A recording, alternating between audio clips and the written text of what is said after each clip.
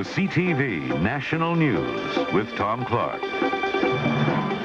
Good evening. U.S. President Ronald Reagan is reported to be in good shape tonight after major intestinal surgery. Reagan's operation lasted nearly 3 hours. Doctors removed a growth from the president's large intestine, or colon. They say there are no obvious signs of cancer, but they can't be sure until tests are completed in a couple of days. We have more in this report from Craig Oliver. In a post-operative medical briefing, Reagan's team of physicians said he was recovering well, his vital signs normal, and that Reagan was at times awake and talking. Chief Surgeon Navy Captain Dale Aller was enthusiastic and optimistic about the progress. It gives me great pleasure to tell you that the President of the United States is now post-operatively doing beautifully.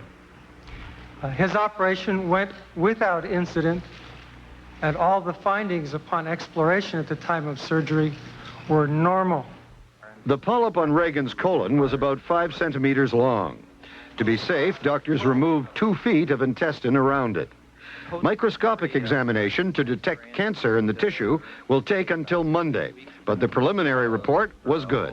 All of the findings during the surgery were absolutely normal. The liver was normal. There were no lymph nodes that were enlarged. There was absolutely no evidence during the surgical procedure that Dr. Oler performed of any spread of the tumor. But Reagan's physicians admit that cancer is still a possibility. However, they insist even if it is found in the specimens removed, today's operation probably cured it. Vice President George Bush broke off a holiday in Maine to return to Washington, where he found himself for 8 hours the Chief Executive of the United States and Commander-in-Chief of all U.S. forces. For the first time in U.S. history, a sitting president had voluntarily given up his powers temporarily to his second-in-command. Before entering surgery at 11:48 a.m., President Reagan invoked the 25th Amendment to the U.S. Constitution, which was ratified in 1967. It allows a president himself to transfer power to his vice president if he is disabled. But tonight, presidential spokesman Larry Speaks said the effect of the anesthetic had worn off, and Reagan's doctors informed him he was capable of taking any necessary decisions. So Reagan wrote congressional leaders reclaiming his presidential powers.